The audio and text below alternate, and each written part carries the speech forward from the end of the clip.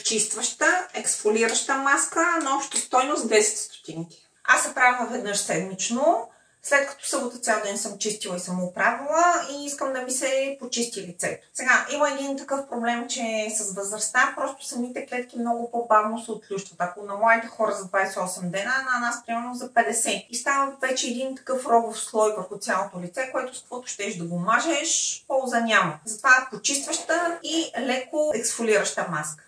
Тук съм си сложила в една цедка кисело мляко от снощи. Или примерно от сутринта си слагате до вечерта.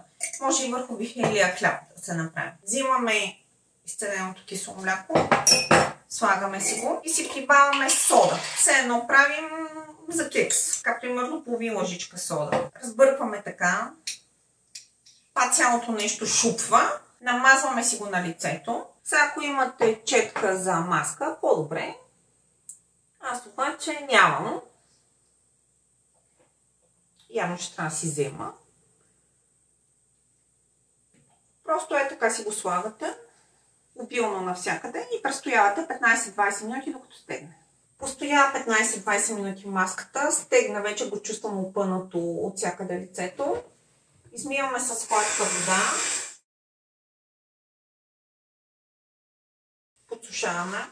И от тук насетне всеки с рутината си. Тоник, серум, крем, слънцезащита, гипс, шпакловка и така нататък.